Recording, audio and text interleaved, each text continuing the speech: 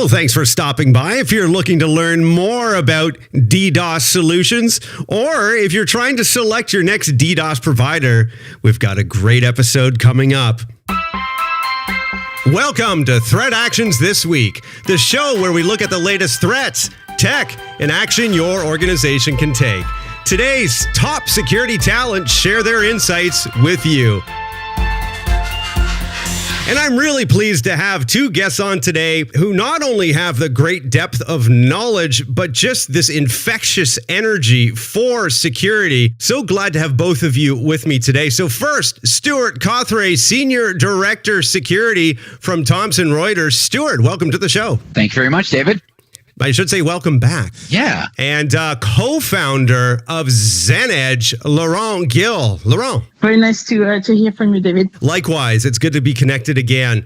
And so I want both of you to know that later on in the show, I've got a little piece of fun that we're going to have. Basically, I wanted to understand, what do employees do when they can't access the network or the computers that they have in their organization? Typically, as an industry, we say, when a DDoS attack happens or when another attack happens, what does the security team do? What does the IT team do? What does legal and marketing do?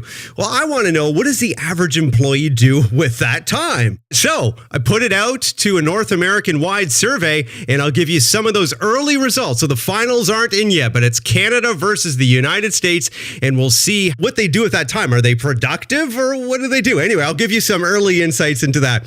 But before we go there, first I want to look at the threat radar and what's happening from that perspective. And I know, Laurent, from your standpoint, you guys are seeing a lot from a layer 3-4, from a layer 7 perspective. You're seeing a lot of change in terms of the types of attacks. Normally, Laurent, we look at confidentiality, integrity, and when we talk about availability, we're talking about cryptojacking and ransomware and that kind of thing.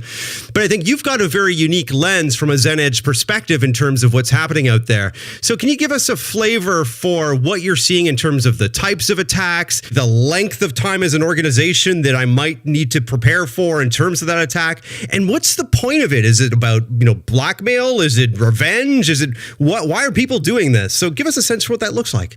Thank you, David. These are very good questions. We actually see a lot of things happening to our customers and to the internet in general. And I'll be able to give you a few examples of this. Just before I start, as you said, I was one of the founders of Zenedge. We got acquired by Oracle a few months ago, and we are actually now fully within the Oracle cloud infrastructure. So we have an even deeper perspective on what is happening to enterprise customers all across the world. And when I say all across the world, because these DDoS attacks or these layer 7 attacks happen very frequently everywhere. And what is very interesting is these bad guys or these hackers don't have any borders. They really try to shut down a company or a data center using very similar techniques wherever they are and whichever company it is. There is no trend per country, really. I want to say it's a global industry. It really is for these malicious actors. And it's interesting also to see that it is an industry that have return on investment. That's one of the probably big lessons that we see is as soon as these hackers see that there is a security layer or security vendor in front of the company or the infrastructure they're trying to attack, they usually move away just because the cost of the attack becomes too high for them. And so they always look at the weakest point in the chain, and they always attack the weakest point. In terms of trends of what we see, there is this conventional wisdom to say, the attacks become bigger, more frequent. It's not always true.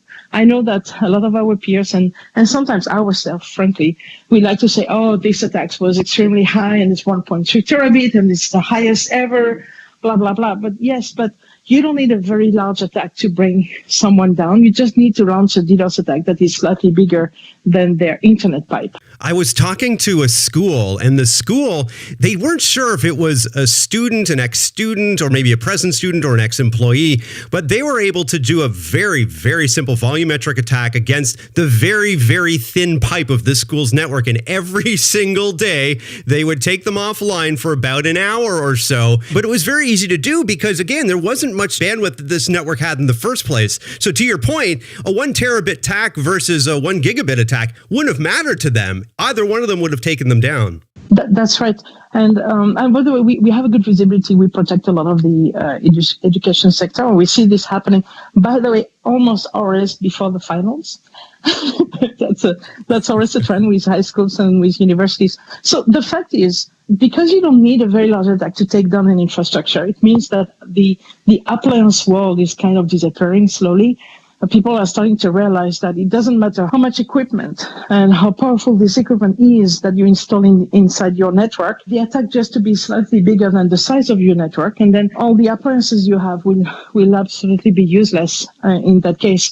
That's the reason why we see a lot more activity in the cloud-based security space, where enterprises start to realize that they need the scalability and they need the expertise of team that deploy defenses on the cloud. Using the cloud means that you have, so I don't want to say it's not infinite, but you have a very, very large scalability. We can mobilize a lot of equipment on our networks. Our networks have the size to handle these, and just not only the size, but also the team to handle the frequency of these attacks. I think we see now, it was probably a bit of a debate maybe a year ago. I don't think it's a debate anymore. We see cloud-based security being probably one of the very few ways to handle this because of the scalability. And it's just not from us. We see this also with our peers, and we have a lot of respect with what the teams at Akamai are doing, the teams at Incapsula, and other providers. And CenturyLinks is also doing a very good job in cloud-based solution. And I think all our peers in the industry are seeing the same trends where appliance-based security solutions are going away and are being replaced with cloud-based solutions, not just because they are cheaper, but because they are more effective. So I want to come back to that point because there's a lot of companies who have various appliance-based solutions already deployed, and they're going to work in certain instances. So I want to come back to that point and say, okay, where does it work and maybe where might it not work quite so well? This either hybrid approach or whatever you want to call it. Laurent, we'll continue with you for just another minute in terms of what you're seeing for Layer 7. Let's zero in on that as one of the places that organizations really need to be looking out for. Sure. The Layer 7 is actually the most difficult layer to prevent a DDoS attack or any kind of attack in general. You see, the Layer 7 means it's an application layer. So it's an attack on an application. So if it's a website, it means that suddenly our customer or companies are going to start receiving a lot of packets hitting an HTTP or HTTPS web server. You don't need a lot of requests per second to bring down a web server. I mean, above 1,000 requests per second, you start to reach the limit of what a normally made web application server can handle. And we've seen an attack about a week and a half ago of 450,000 requests per second. And the difficulty with this is because it's an HTTP request, you actually cannot use traditional filtering methods to see which request is good and which request is bad. You have to inspect the request itself. And often it also means that you have to look at the behavior of the user supposed to be behind that request so that you can vet whether the user is a human or is a bot. And so the Layer 7 is a lot more difficult because of this processing. You have to inspect the reason why the user is coming to your site. And based on the reason why it's coming to your site, you may vet this user. You may let this user go, typically if it's a human, or you may not let this user go to your web server if it's a bot. And that makes it even more difficult when they are attacking an API server, because by definition, API calls are all machine to machine. So you have to really look at techniques that are inspecting either the behavior or the packet itself into the HTTP or HTTPS get and post. And based on that, you can classify that request into the good bucket and the bad bucket. And you have to do this, a few 100,000 of times per second. When it's really a very large Layer 7 attack. Important points, especially as organizations continue to build out their mobile applications, whether it's for employees to use, whether it's for customers to use. It's really understanding where are the different APIs and what's the latency tolerance that users might have of that application, and what are the different elements from a developer's perspective that you need to continue to make sure you've got the scalability from an infrastructure standpoint in order to deal with. So I want to come back to that point as well. Let's talk about that maybe in our closing section. Stewart, from your perspective, when I think about an organization and how they're starting to move out into the cloud and they're using, software as a service, some of the issues that I might have from a DDoS perspective or otherwise have been taken care of by that provider. As I go down to PaaS and IaaS, of course, now more and more of that stack becomes my responsibility. Okay, so I've got my data center or server room or a server closet. I've got my telco or my ISP, and then I've got my cloud provider, and then maybe on top of that, I've got some other application layer that I'm dealing with. Can you kind of walk me through what are the key points of failure from your perspective that you look at and that you think about that organizations should be concerned about? I think when it starts off, they got to look at where the bandwidth choke points are in that environment. So if it's your own data center, you've got internet connections out to your internet service provider, and that pipe is of a certain size. And as Laurent had mentioned, that's your bandwidth. So if you've got a 1 gig connection out to your internet service provider, that's all you've got. So it doesn't matter how many servers you've got sitting behind it. A DDoS attack of greater than 1 gig shuts down your internet connection. And it doesn't matter how good your appliances are, how good your firewalls are. There's no legitimate traffic getting through. So that's one point to understand. What's your normal amount of traffic look like going into your data center, into your environment? Moving it out to the cloud, there's some advantages there because potentially what you have is now these cloud providers, they're investing heavier in larger pipes. So the ability to get a larger amount of bandwidth from them is easier. It's costly, but it's one point to look at.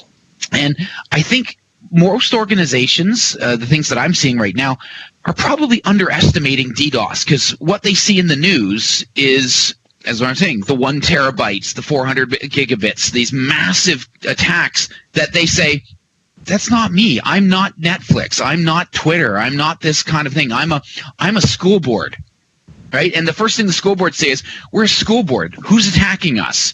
And as you said, they get attacked all the time. Having previously built and run a commercial DDoS service for one of the Canadian telcos, I can tell you a lot of the school boards were our customers, and they do. They get attacked all the time.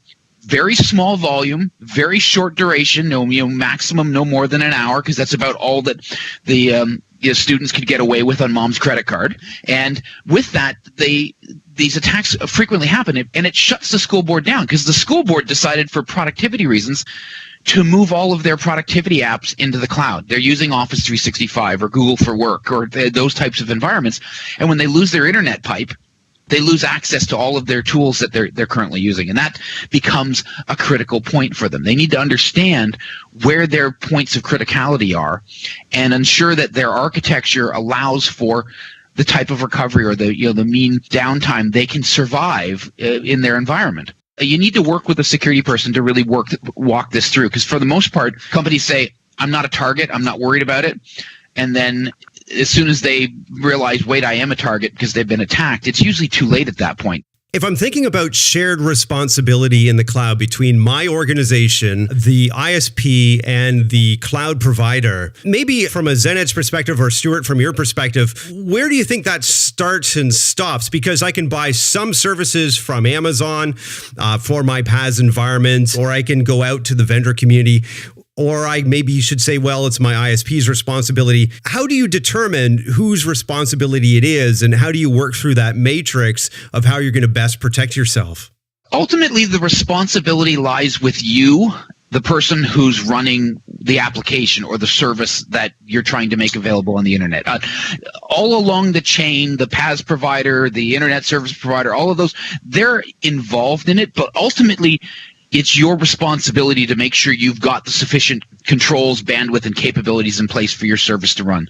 The ISP is simply providing you a pipe, and they'll have a contract around what that pipe means. If that pipe means you're connected, and the fact that there's, more than the pipe's bandwidth of traffic going through, how are they to know it's not legitimate traffic? That's obviously, they want to sell other services, but ultimately, I think you can't pass the buck. You, as the provider of the end service that's going to be put out there to consumers or to your business partners, have to take the responsibility of making sure that it's running. But I want to point a finger. Who am I going to point it at? Usually it's your CISO. Okay. That's why they have such a short tenure in the role. Is that what happens? Laurent, what do you think?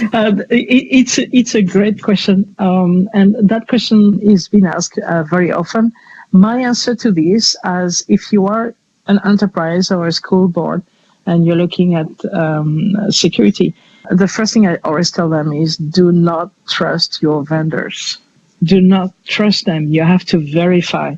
Sometimes verification is just a few questions, but you have to verify it. Security is it's a very complex industry where you need experts to analyze the network, experts to analyze the traffic. So much so that in many cases, we actually use a lot of machine learning techniques that do that for us. The ISP is not a security expert. It never is. They are not selling security. They are selling internet access. Buying DDoS protection from an ISP is often not a great idea because that's not their business. That's not their specialty. We see best practices are more around buying or getting service from industry experts or from companies whose primary business or area of focus is security. Then it kind of guarantees that at least you have access to those people who understand and live through these attacks and know what to do. And I'll just give you a quick example on this. The last one that happened, the one that was very well publicized was Memcache. And because it was a very large attack on the Akamai network, it was 1.3 terabit. The point was, it's very easy, it's very simple. It doesn't cost any money to launch a Memcache attack, thanks to these very powerful amplifications. And sometimes we see 50,000 times amplification. So if you send a 1 meg packet, you may receive or you may send to the IP address that you're trying to attack 50,000 times that size. That's the amplification portion. You need to have an expert or a company that understands security so that they can filter this traffic so it never reaches you. And very often it is not really the business of the ISP. It is for sure not the business of the enterprise itself, even though they have the concern, they have the security team, they understand that they need protection, but they often don't have the expertise to do it for you. So you have to look for security experts or security vendors that understand and live through these attacks so that they can effectively put the right filtering or the right mitigation for you. Do not trust your vendors. and it sounds strange because we are one of them, but do not trust them. You have to ask the right questions and you have to rely on those that you believe have the expertise. But you sound so trustworthy to me, so I don't know. Anyway, Stewart, sorry, Stewart. David, I think that's in line with what I was saying when I'm saying it's the organization's responsibility.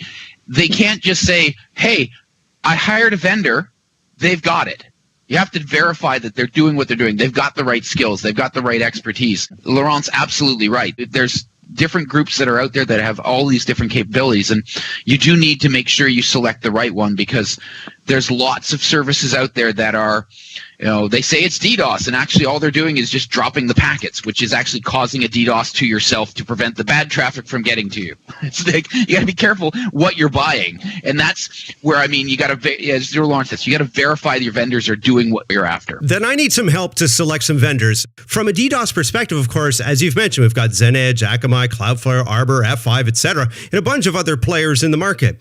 What are some of the key variables that as a customer you might look at, or a couple questions I might ask them to determine that trustworthiness, or at least a variable I might use to select them? I'll start being the person on the call who's not selling a DDoS solution to start off.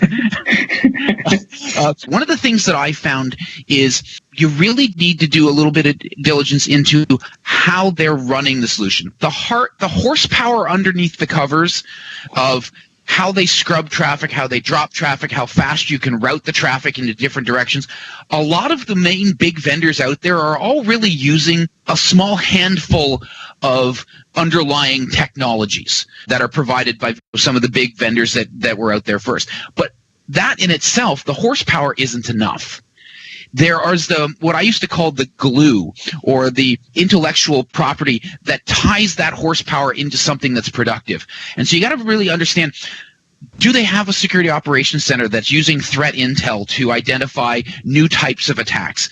How are they sort of assessing false positives and feeding that back into their detective technology so that they can eliminate those types of things? How quickly can they respond to an event that maybe have never been seen before? And if they don't have those types of capabilities around there, the greatest horsepower they have under the cover to route traffic or drop packets isn't going to help you if they're dropping packets that are legitimate. It just happens to be a really big sale day for you, for your site. Very good advice. And Laurent, from your perspective, I know obviously you maybe have a couple biases in this regard, but what do you think? That's right. Oh, so first, Stewart has all the right questions. Now that we are within the Oracle infrastructure, we have a lot more ways to have a security operations center that does not cover the 24/7. That's not very hard to do. You just need at least 17 people to do that, but cover a lot of different geography, speak English, speak French, speak Spanish, speak Japanese or Chinese, because that's what the customers are going to call you on. The most important factor, though, and something I really like to say is, why don't you try it? Do a proof of concept.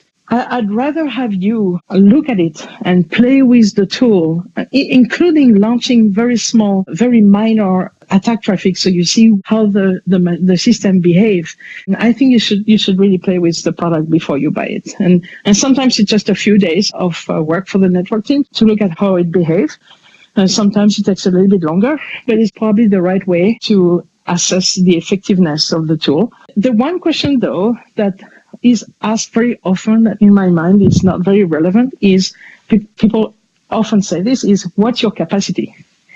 And nobody knows how to answer this question. Well, I don't know. What is my capacity? Well, it's my capacity of all my tier one provider. I don't know. That's the size of the internet. But that's not the right answer as well. So the capacity is very hard to say. It's more, what is your experience in mitigating attacks, whether they are small or large? How do you handle them? And of course, as Stewart was saying, how long does it take for you to address zero-day vulnerability or address attacks that have never been seen before?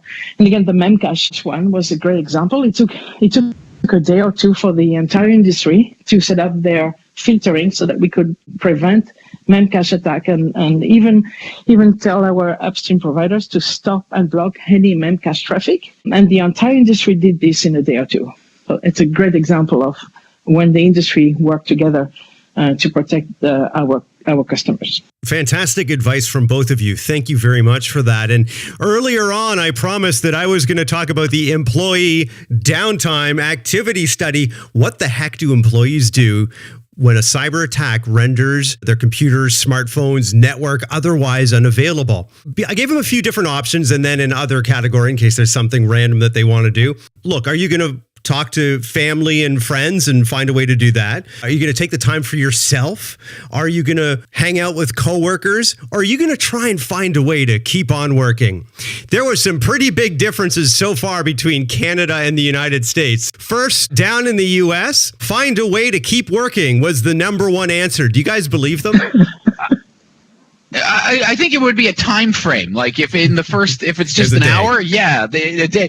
Say for the day, yeah, they might. If it's more than that, then I think you see their answers will change. Canada also number one is find a way to keep working, but in Canada it was much stronger of a number one. In other words, Canadians are really diligent to go back to work, mainly because it's just so cold and there's so much snow. I guess you want to stay inside all day. Number two in Canada though is I want to take time for me. I'm going to go just do something by myself, not with my employees. I'm going to diss my family and friends, not going to spend time with them. My network's off for a day. I'm going to go have some fun.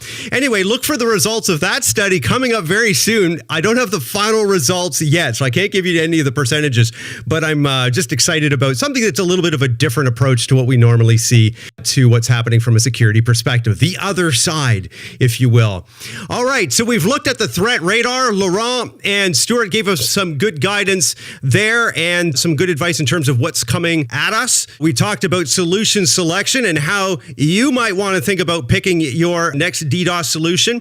Now we'll look at the actions your organization can take. And mine's really quick this week, and that's just talk to the developers. When we think about, do they understand where in their app even a light attack against an API could lead to enough latency that it will ruin the customer experience. And so we want to think about if someone were to, say, just keep pinging the app with an authentication request, it doesn't need to take it offline, but it makes it unavailable enough that as a user, I don't want to use your application. Think of all the other points where that latency could add up to something where, again, it degrades the performance of the application enough that as your customer, be it an employee, be it a client, be it a partner, or what have you, doesn't want to use that application. So that's my advice. I will pass it now over to Stewart for your advice for organizations to take away this week. I'm going to echo yours a little bit. Talk to the developers, make sure that they're looking at things like time to live values. One of the things I find in some DDoS attacks is if the time to live value on a connection is too long, you may exhaust all your connections, not because it's an attack, just because it's waiting for a connection to close or not close, and that can be a problem. But the action I think they should also take in addition to talking to the developers is understand with your network providers what is included, what are they providing, what are they doing. Really get an understanding of whether you have sufficient protection from a DDoS attack or do you have to add on more. And ask those questions, verify what they're doing, and build on top of that. Because you get a lot of internet service providers, as Laurent was saying, who claim to be providing DDoS protection, but it may not be what you need as an organization. So ask those questions. Laurent Gil, the final word goes to you. What action do you have for listeners to take away this week? Thank you. That's also a very good question, and you guys answered it very well. Adding to this, do a fire drill. It's interesting. We see this happens very often. When there's a DDoS attack, your site goes down. Who is calling your CISO and your IT or your CTO? Well, the CEO is going to call you, or the president of the company is going to call you. This is a panic situation. Remember, the entire business goes down. You're not selling airplane tickets. You're not selling anything anymore. Your customer don't have access to email because your site is down. The top executives are going to call you. And this moment of panic is really not pleasant. Please do a drill before, do a fire drill. Exercise the full run book. Okay, there is an attack now. What do we do? Who do we call? What is happening next? How do we reroute traffic to our security vendor? Or maybe seeing the security vendor applying some fully automatic mitigation tools so that they automatically reroute the traffic. You have to have an answer to all of these questions, and the best way to have the answer is to run this when you are in peacetime. Having a great incident response plan is a really good piece of advice. Laurent Gil, how can people reach you? Oh, you can reach me at an email address. It's laurentgil@oracle.com. Feel free to reach out to me anytime. And Stewart Cawthray, how can people reach you? Easiest way is Twitter @Stewart Cawthray or LinkedIn. And do either of you have, articles, blogs, something you want to plug for this week? You can see us in all the major US, EMEA, European, and Asian conferences as well. It's very easy for people to reach out to us. We are going as Oracle Security. And Stewart? I don't have anything. My head's down with GDPR until the end of May. I got it. That's a good answer. And there you have it. Threat actions this week for May the 8th, 2018. I'm David Senf. See you again next week. We don't worry about the telephone. We plug the telephone in and it works. It's not like, wait, you have to download this agent for your phone to work in this region. Hey, I have seen worse.